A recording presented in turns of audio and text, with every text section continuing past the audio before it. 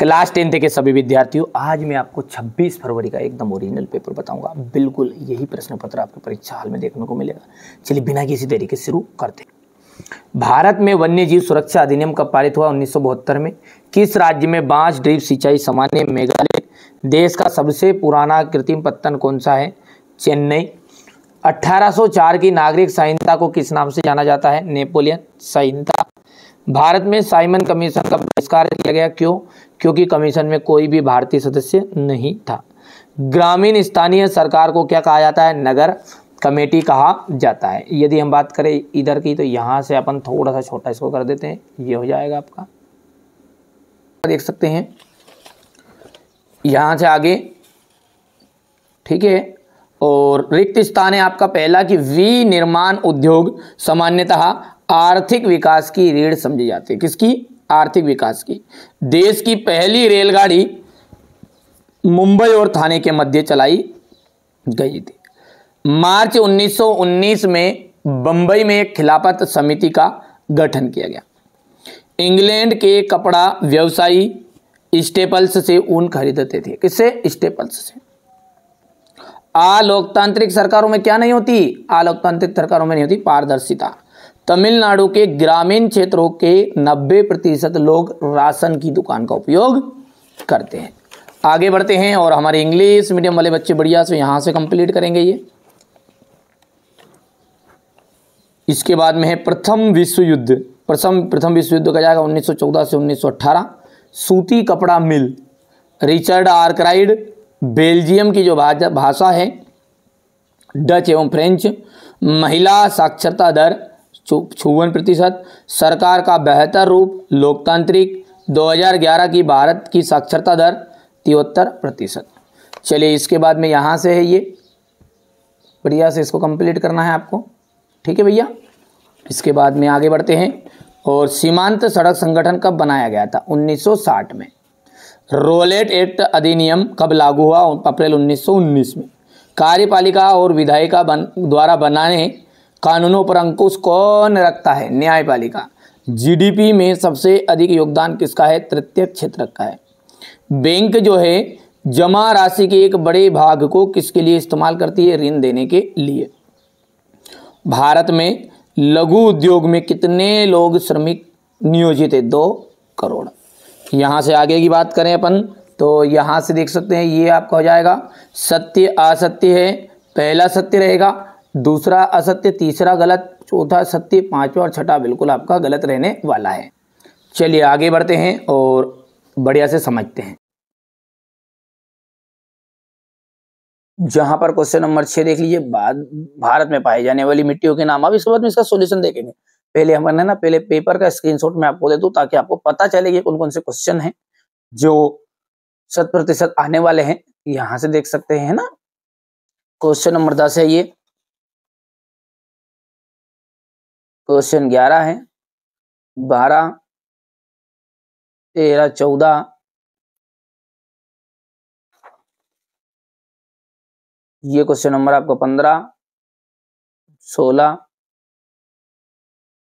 ठीक है, ये क्वेश्चन नंबर 17 है, 18। वाली मिट्टी है वो कौन कौन सी है, नाम बताना है।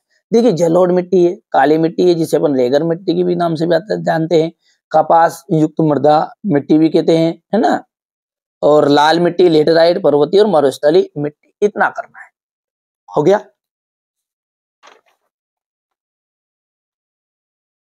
बांगर और खादर मृदाओं के बीच में अंतर आपको बताना है। तो देखिए बहुत ही सिंपल है। बांगर जो अपन कहेंगे, बांगर यानी कि पुरानी जलोढ़ है। दोनों ही क्या है? जलोढ़ मिट्टी ही है। दोनों क्या है? अपनी जलोढ़ मिट्टी है। और जलोढ़ मिट्टी में ये जो बांगर है ना, आपने सुना होगा एक सीमेंट में भी बोलता है बांगर, ठीक है, सीमेंट है ना भैया। तो बांगर का मतलब होता है पुरानी, है ना। तो पुरानी जलोढ़ इसको कहते हैं और नवीन जलोढ़ किसे कहते हैं? अपन खादर को। समझ में आ रही बात नहीं? अब ये जो पुरानी है तो इसके मिट्टी के कण मोटे होते हैं और इसके कण थोड़े पतले होते हैं। शब्दों को ध्यान में रखना, आप तो सारी चीजें समझ में आएगी। क्या बोला है मैंने कि बांगर जो है उसमें क्या हो रहा है? उसमें मिट्टी के कण जो होते हैं वो मोटे होते हैं और इसमें छोटे होते हैं। महीम होते हैं। अब सीधी सी बात है, पुरानी जो है ना वो थोड़ी सी कम उपजाऊ रहेगी, है ना। तो पुराना जो माल हो वो थोड़ा सा घिसता जाता, नया नया रहता तो थोड़ा दम टेकता है। ये कम उपजाऊ होता है, ये अधिक उपजाऊ होता है। ये थोड़ी सी ऊंचाई पर है। अब ये नई नई बनी तो ये नई किसके कारण बनी? बाढ़ के कारण बनी, है ना। एक स्थान से दूसरे स्थान पर मिट्टी का परिवर्तन हुआ, बहती हुई गई, उसके कारण बनी। तो ये संपूर्ण मैदान क्या है इसका? बाढ़ का मैदान है। तो देखिए सिंपल सी बात कहूं मैं, एक ही शब्दों में आप समझो, बांगर। पुरानी जलोढ़ मिट्टी को हम बांगर मृदा कहते हैं और नई जलोढ़ मिट्टी को हम खादर। इसमें मिट्टी के कण मोटे होते हैं, इसमें मिट्टी के कण महीन होते हैं। ये कम उपजाऊ होती है, ये अधिक उपजाऊ होती है। ऊंचाई के कारण यहां तक बाढ़ का पानी नहीं पहुंच सकता और ये संपूर्ण बाढ़ का मैदान है। चलिए अब आगे बढ़ते हैं। अब अगला जो क्वेश्चन नंबर 7 है ना, वो है आपका जलोढ़ मिट्टी और काली मिट्टी में अंतर। यदि ये प्रश्न आपसे घुमा भी दे और पूछ ले कि जलोढ़ मिट्टी की विशेषता बताओ और काली मिट्टी की विशेषता बताओ, तो दो ही ये देखो गौर से। इस मिट्टी का जो रंग होता है ना वो हल्का भूरा होता है। काली का नाम क्या है? काली, तो भैया काले ही रहेगा, कोई सफेद तो नहीं हो जाएगा, है ना। तो जलोढ़ मिट्टी का जो रंग होता है ना वो तो हल्का भूरा रहता है और काली मिट्टी का जो रंग है वो आपका काला होता है। यहां देश की भूमि के 40% भाग पर फैली हुई, कितनी? 40। और सबसे उपजाऊ जो मिट्टी होती है ना वो जलोढ़ मिट्टी ही होती है, ठीक है। तो यहां देश की भूमि के 40% भाग तक फैली हुई है और ये 18.5 भाग में फैली हुई। नदियों के द्वारा बहाकर लाई गई मिट्टी को हम जलोढ़ मिट्टी कहते हैं और काली मिट्टी का जो निर्माण है वो ज्वालामुखी उद्गार से निकलने वाले लावा के कारण हुआ है। सिंपल है, ज्यादा कठिन नहीं है, 3 नंबर तक ज्यादा आएगा, ये बढ़िया से कंप्लीट करना है। आगे बढ़ते हैं बेटा। तो अगला जो प्रश्न है वो क्या है? मृदा संरक्षण किसे कहते हैं? देखिए संरक्षण का मतलब होता है सुरक्षा करना। क्या होता है संरक्षण का मतलब? सुरक्षा करना। सीधी सी बात है कि मिट्टी का अपरदन हो रहा है, अब किसे सुरक्षा करोगे? लट तो कोई नहीं मार रहा है इसे, ठीक है। नुकसान हो रहा है, मिट्टी को कट रही है, बह रही है। तो मिट्टी के कटाव बहाव को रोकना ही क्या कहलाता है? अपना मृदा संरक्षण कहलाता है। या फिर अपन सिंपल भाषा में कह सकते हैं कि मृदा के अपरदन या क्षय को रोकना ही क्या कहलाता है? मृदा संरक्षण कहलाता है। अगला प्रश्न देखते हैं। गन्ना जो है वो नगद दाम की फसल है, क्यों? तो ये हो गया आपका क्वेश्चन नंबर 8 और छोटा छोटा कर दूं ताकि ये पूरा स्क्रीनशॉट आपका कवर हो जाएगा। हो गया। आगे बढ़ते हैं। अगला प्रश्न है रबी और खरीफ की जो फसल है उसमें अंतर है, ठीक है। अब खरीफ की जो फसल है ना वो आपकी वर्षा ऋतु के आगमन पर बोई जाती है। रबी की फसल है ना शरद ऋतु के आगमन पर बोई जाएगी। इन फसलों को पकने में कम समय लगता है, इन फसलों को पकने में अधिक समय लगता है।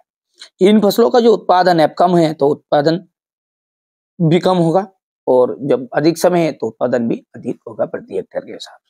ये फसलें सितंबर से अक्टूबर के बीच में काट ली जाती है और ये मार्च से अप्रैल में काटी जाती है। इनकी प्रमुख फसल कौन कौन सी है? यहाँ पे फसल लिख या खरीफ फसल, उदाहरण लिख देना सीधी सी बात। यहाँ पर बच्चों ने गलत लिख दिया, आप उदाहरण करके लिख दो, ठीक है भैया। आगे बढ़ते हैं, बढ़िया से आप तो कंप्लीट करो, स्क्रीनशॉट ले लेना है ना, नहीं लिया तो ये यहाँ से, इसके बाद में ये यहाँ से,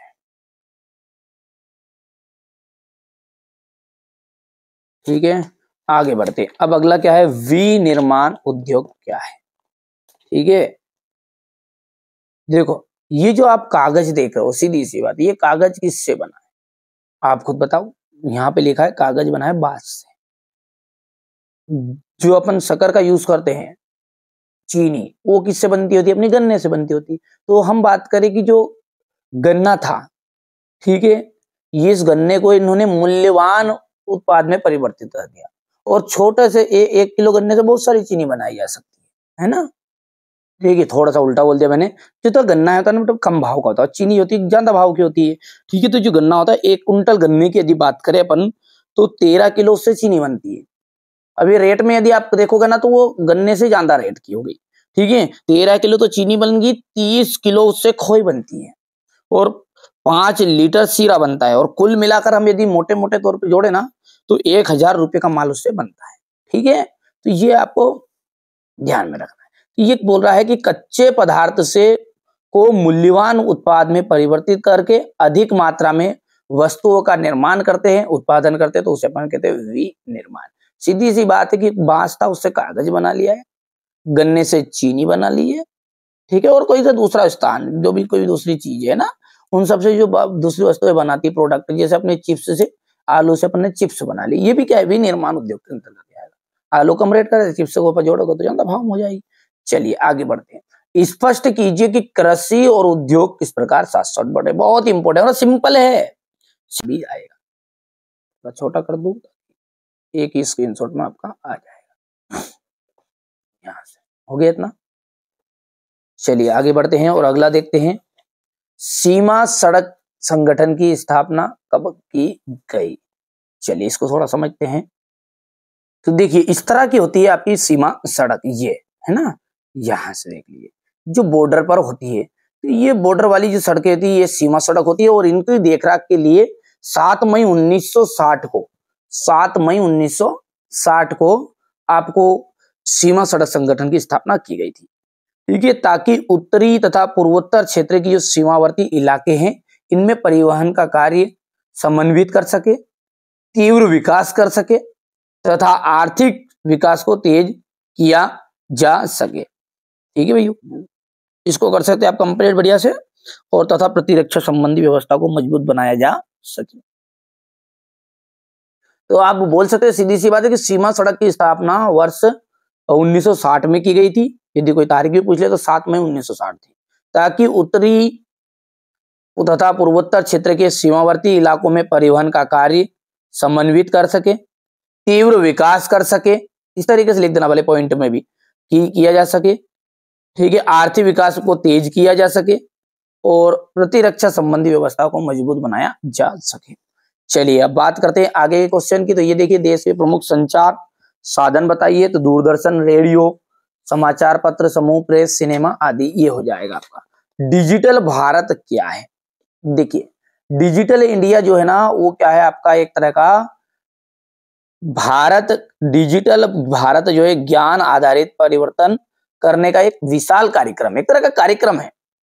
तो अपन बोलेंगे ज्ञान आधारित परिवर्तन के लिए भारत को तैयार करने के लिए क्या है, ये विशाल कार्यक्रम है। क्या होता है इसमें? डिजिटल भारत कार्यक्रम का जो मुख्य उद्देश्य है वो भारतीय प्रतिभा, फिर से सुनना ध्यान से, इसको याद करो तो ऐसे करना है जो मैं बता रहा हूं। डिजिटल भारत कार्यक्रम का जो मुख्य उद्देश्य है भारतीय प्रतिभा, सूचना प्रौद्योगिकी बराबर कल का आने वाला भारत में होने वाली परिवर्तन को समझना है तथा तकनीक को केंद्र में रखकर बदलाव करना है। सिंपल है, कर सकते हो, है ना। जी हो गया। बंदरगाह और पतन में अंतर, तो यहां से बंदरगाह और पतन में अंतर आप करिएगा, थोड़ा सिंपल है। जलयानों व जहाजों के तट पर आने जाने और ठहरने के स्थान को अपन कहेंगे बंदरगाह, ठीक है, ठहरने के स्थान को अपन कहते हैं बंदरगाह। पतन क्या है कि वहां अंतरस्थल जो पर जहाज से माल उतारा और चढ़ाया जाता है उसे अपन कहते हैं पतन, ठीक है। तो ये प्राकृतिक होते हैं क्योंकि ये बीचों बीच होते हैं समुद्र में, और ये प्राकृतिक नहीं होते हैं, ठीक है, इनका निर्माण किया जाता है और इनका निर्माण भी कर सकते हैं, ऐसा नहीं रिन्यू कर सकते हैं, ठीक है। बंदरगाह में जल की अधिकता होती है क्योंकि ये कहाँ है, अंदर है, ठीक है। पतन का है, जल की गहराई अधिक इसमें नहीं होती, किनारों पर बनाया जाता है। प्राकृतिक बंदरगाह के लिए तट रेखा का कटापटा होना जरूरी है और पत्तन के लिए ऐसा जरूरी नहीं है। ये 4 पॉइंट है, ये आप कर सकते हैं। आगे बढ़ते हैं, और कारण ला क्या है, ये अगला अपना प्रश्न है, क्वेश्चन नंबर 12। तो ब्रिटिश सरकार ने क्या किया था, बड़े जो भूस्वामी थे, बड़े बड़े खेती बाड़ी के काश्तकार थे, उनके दबाव के कारण मक्का के आयात पर एक रोक लगा दी थी। कानून के सहारे रोक लगेगी, तो जो कानून के सहारे ये पाबंदी लगाई थी उसे अपन कारण ला के नियम से जानते हैं। अगला है आयात शुल्क। आयात का मतलब आइजो, ठीक है, निर्यात नियाइजो, यानी कि आयात मतलब आएगा जो, तो कोई से भी देश से अपन कोई सी भी वस्तु को हमारे देश में मंगाते हैं तो उसे कहते हैं आयात। शुल्क मतलब होगा टैक्स, उस पर पैसे लेंगे। तो आयात शुल्क जो होता है किसी दूसरे राष्ट्र से आने वाली चीजों पर वसूल किया जाने वाला शुल्क होता है। यहाँ कर या टैक्स बोल सकते हैं, शुल्क बोल सकते हैं, उस जगह से लिया जाता है जहां से वस्तु देश में अर्थात सीमा पर, बंदरगाह या हवाई अड्डे पर। हो गया। अगला है इसके में स्पिनिंग जेनी मशीनों पर हमले क्यों किए? ब्रिटेन की महिलाओं ने स्पिनिंग जेनी मशीन पर हमले क्यों किए? तो देखिए, जेम्स हरग्रीव्स द्वारा 1764 में बनाई गई इस मशीन ने कताई की प्रक्रिया को तेज कर दी थी। श्रमिकों की मांग घटा दी थी, क्योंकि एक ही पहिया घुमाने वाला मजदूर बहुत सारी तकलियों को घुमा देता था।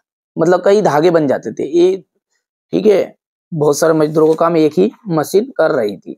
अब ये कारण क्या हुआ फिर कि बेरोजगारी की आशंका के कारण नए मजदूर जो थे नई प्रौद्योगिकी से चिढ़ते थे। जब उन पर उद्योग में स्पिनिंग जेनी मशीन का प्रयोग किया गया, जब उन उद्योगों में स्पिनिंग जेनी का मशीन शुरू किया गया तो हाथ से ऊन काटने वाली औरतें इस तरह की मशीनों पर हमला करने लगी, ठीक है, क्योंकि उनको बेरोजगारी होने की आशंका थी। जेनी के इस्तेमाल का यहाँ टकराव लंबे समय तक चलता रहा। तो ये आप यहाँ से स्क्रीनशॉट ले लेना। सेठ हुकुमचंद कौन थे? देखिए, सेठ हुकुमचंद कौन थे? तो 1917 में कोलकाता में देश की पहली जूट मिल लगाने वाले मारवाड़ी व्यवसायी थे। एक तरह के मारवाड़ी व्यवसायी थे जिन्होंने चीन के साथ व्यापार किया था। अगला क्वेश्चन है आपका वेलम और प्लाटेन से क्या आशय है? देखिए, वेलम क्या है? चर्मपत्र या जानवरों की चमड़े से बनी लेखन सतह है। मुद्रित किताबों की सस्ती, अश्लील मानने वाले कुलीन वर्गों और भिक्षु संघों के लिए छपी गई किताबों के विलासी संस्करण अभी तो बेशकीमती वेलम या पत्र पर ही छपते थे। ये वेलम था। प्लाटेन क्या था? ये आप कर सकते हैं यहाँ से। प्लाटेन का थोड़ी बहुत चीज आप खुद स्वयं भी कर लेना ताकि कम समय में वीडियो बन जाए, इसलिए मैं ऐसा कर रहा हूँ। उल्मा और फतवा से क्या से? इस्लामी कानून और शरिया के जो विद्वान हैं उन्हें अपन उल्मा कहते थे। फतवा जो कानून विद्वान थे ना, वो विद्वान कई की बात बताते थे, तो वो जो बातें थी वो घोषणा थी, वही क्या कहलाती? फतवा कहती थी। अनिश्चय या असमंजस की स्थिति में इस्लामी कानून जानने वाले विद्वान सामान्यतः मुफ्ती के द्वारा की गई वैधानिक घोषणा, जो बात वो कहते थे उस घोषणा को कहते थे फतवा। त्रिपिटिका कोरियाना क्या है? यहां से देख सकते हैं 13वीं शताब्दी के मध्य त्रिपिटिका कोरियाना वुड ब्लॉक्स मुद्रण के रूप में बौद्ध ग्रंथों का कोरियाई संग्रह। क्या है? कोरियाई संग्रह था बौद्ध ग्रंथों का, ठीक है। इन ग्रंथों का लगभग 80,000 वुड ब्लॉक्स उकेरा गया था इन्हें 2007 में UNESCO memory of the world में रजिस्टर्ड भी कर दिया गया। अगला है आपका पंचांग तथा गाथा गीत से क्या आशय है? देखिए, चांद सूरज की गति, ज्वार भाटा के समय लोगों के दैनिक जीवन से जुड़ी हुई अहम जानकारियां जिसके द्वारा अपन कहते हैं उसे अपन वार्षिक पंचांग कहते हैं। पंचांग जो है ना महाराजाओं के पास मिलती जो, ठीक है। ये गाथा गीत में क्या जाएगा? लोक गीत का ऐतिहासिक आख्यान जिसे गाया या सुनाया जाता है उसे अपन कहते हैं गाथा गीत। अगला है आपका, देख लीजिएगा, प्राथमिक क्षेत्रक, द्वितीय क्षेत्रक और तृतीय क्षेत्रक को उदाहरण से समझाइए। देखिए, प्राथमिक में कुछ भी नहीं है, पशुपालन आएगा, खेती बाड़ी आएगी। जो प्राकृतिक संसाधनों का पर प्रत्यक्ष रूप से आधारित रहेंगे ना, उन्हें अपन कहेंगे प्राथमिक क्षेत्रक। तो ऐसी गतिविधियां जो प्राकृतिक संसाधनों पर प्रत्यक्ष रूप से आधारित होती है, उदाहरण है पशुपालन, कृषि आदि। द्वितीय क्षेत्रक वहां क्षेत्र जिसमें कच्चे माल के को विनिर्माण प्रक्रिया द्वारा अनेक प्रकार के, ये प्रकार है ना, अनेक प्रकार के उत्पादन में बदल दिया जाता है, उसे अपन कहते हैं द्वितीय क्षेत्र। गन्ने से चीनी।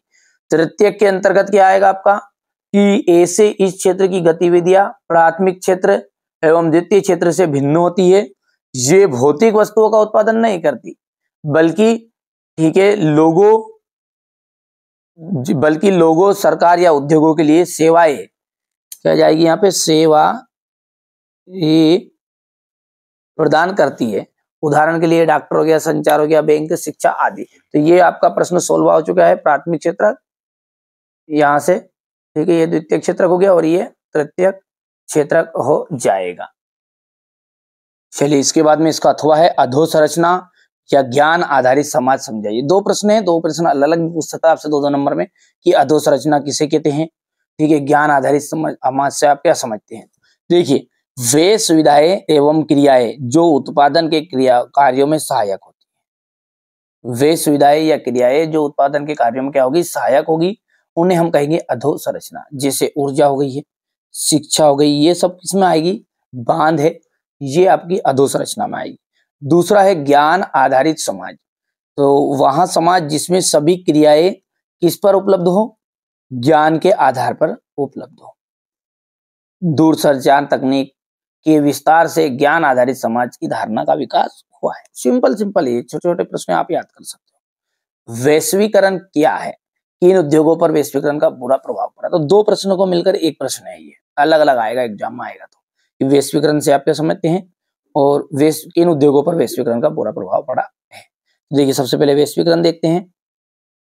वैश्वीकरण का मतलब यह है कि पूरा जो विश्व है वो मिलकर एक इकाई के रूप में कार्य करे, यानी जो सारी कंपनियां एक देश एक व्यापार की ऐसी प्रक्रिया है जिसके अंतर्गत सभी व्यापारिक क्रियाओं का अंतरराष्ट्रीयकरण हो जाता है तथा वे सब एक इकाई के रूप में कार्य करती है। सिंपल है, क्या बोला है कि यहाँ एक ऐसी प्रक्रिया है जिसके अंतर्गत सभी व्यापारिक क्रियाओं का अंतरराष्ट्रीयकरण हो जाता है और वे एक इकाई के रूप में कार्य करने लगती है। इसे अपन कहते हैं वैश्वीकरण। अगला इसी का टुकड़ा है ये, और प्रश्न अलग आएगा, परीक्षा में आएगा तो ये अलग से ही कि किन उद्योगों पर वैश्वीकरण का बुरा प्रभाव पड़ता है। तो देखिए बैटरी, संधारित्र, ये उत्तर है यहाँ से, तो है ना।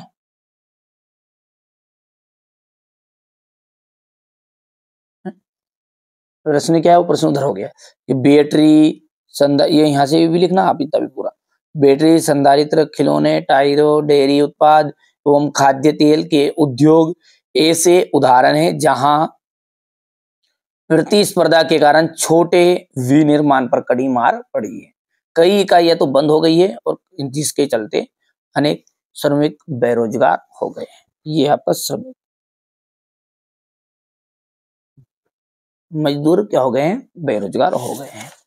अगला है विदेशी व्यापार क्या है। इसमें भी दो प्रश्न मिलके हैं। विदेशी व्यापार क्या है, वर्ष 1991 के पूर्व भारत के विदेशी व्यापार की नीति क्या थी। देखिए विदेशी व्यापार से आज से है दो या दो से अधिक राष्ट्र पृथक पृथक सत्ताधारी उनके बीच में वस्तुओं और सेवाओं का विनिमय से है। यदि एक देश क्रेता है तो दूसरा देश क्या बनेगा, विक्रेता। ठीक है, सत्ताधारी देशों में रहते हो तो उनके बीच होने वाला जो क्रय विक्रय है वो आपका यहाँ पर विदेशी व्यापार कहलाएगा। अब ये थोड़ा सा बच्चों ने ना कठिन लिख दिया है। चलिए सिंपल लैंग्वेज में मैं आपको इसको बताता हूँ। तो देखिए यहां से लिखना है आपको सिंपल परिभाषा, ये विदेशी व्यापार किसे कहते हैं। देखिए जब दो या दो से अधिक देशों के बीच व्यापार होता है तो इसे ही हम कहते हैं विदेशी व्यापार। उदाहरण के लिए भारत और अमेरिका के बीच में होने वाला आयात और निर्यात को ही हम विदेशी व्यापार कहा जाएगा। इतना सा सिंपल सा लिखना है ना, ये आपका गलत सलत इतना सब लंबा चौड़ा नहीं लिखना है। ठीक है, ये इतना सा लिख लोगे यहाँ से इसका आंसर। और आगे जब देखते हैं वर्ष 1991 के पूर्व भारत की विदेशी व्यापार की नीति कैसी थी, तो वो निम्न प्रकार की थी। ठीक है, जहां से विदेशी नीति ऐसा लिखना है ना, ये बच्चों ने थोड़ा नोट से तैयार किया, थोड़ा से इक्का दुक्का गलत कर दिया तो मैं सही कर भी चाहता हूँ। वर्ष 1991 तक